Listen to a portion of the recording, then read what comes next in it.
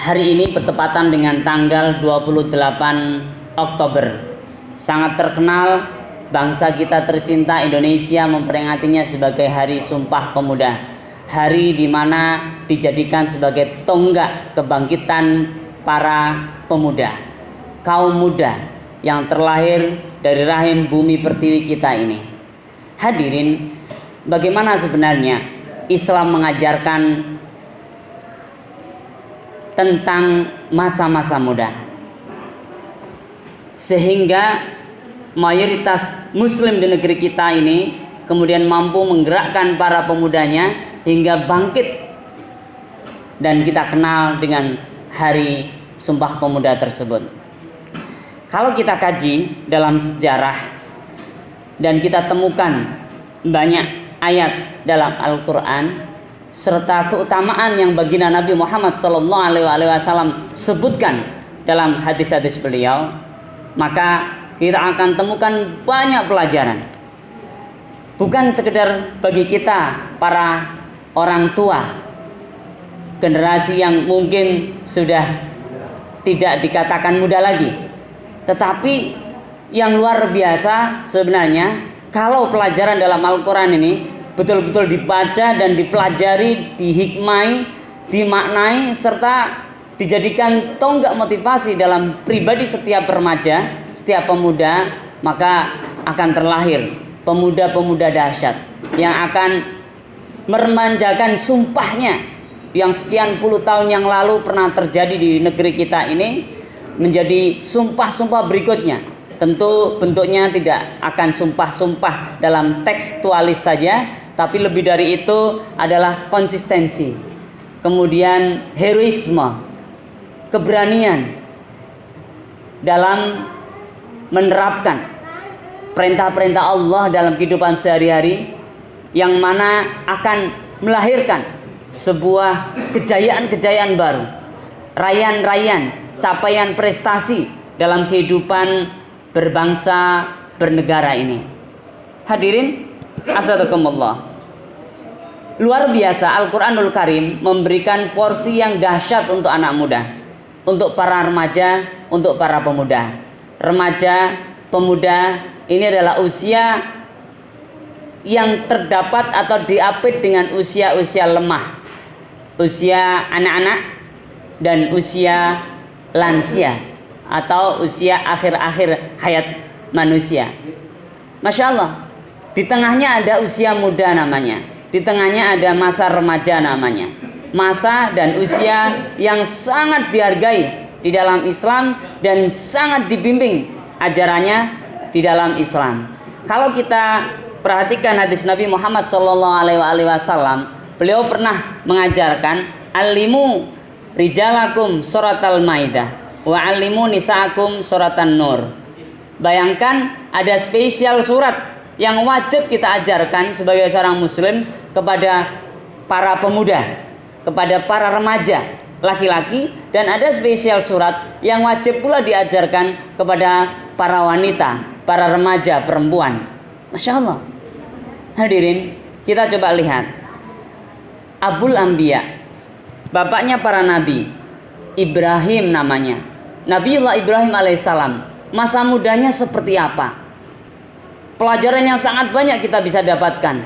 Seorang anak muda yang berani melawan tirani.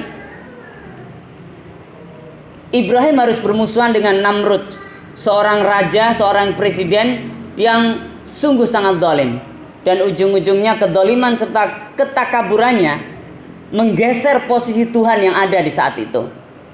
Barang siapa yang tidak mau menganggap Namrud sebagai penguasa mutlak dalam kehidupan sehari-hari, maka dia akan berhadapan dengan kematian, dengan penyiksaan. Dan hadirin, orang pertama yang menentang itu adalah Ibrahim alaihissalam, seorang anak muda. Bahkan sebelum penentangan itu, anak muda Ibrahim ini bermuhasabah dulu, mencari titik temu ketauhidan yang dirasa benar, menguatkan ruhiyahnya, menguatkan mentalitasnya. Bertanyalah dia dalam hatinya, apakah Tuhanku yang sebenarnya itu siapa? Apakah matahari? Apakah bulan? Apakah bintang? Ternyata tidak.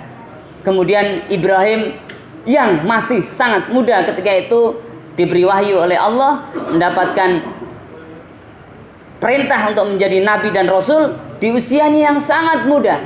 Beliau menemukan sosok Tuhan Allah Subhanahu wa taala. Dan hadirin, setelah proses pencarian jati diri dia sebagai hamba Allah, setelah perenungan yang begitu panjang, maka Ibrahim mendapatkan potensi yang luar biasa dari Allah, kecerdasan yang luar biasa dari Allah, keberanian yang luar biasa dari Allah untuk melakukan pembelaan atas rakyat yang miskin, pembelaan terhadap kelemahan iman rakyatnya ketika itu yang tidak memahami tauhid yang sebenarnya. Mereka banyak menyembah berhala berbentuk Tuhan-Tuhan, patung-patung yang dimuliakan dan disembah ketika itu.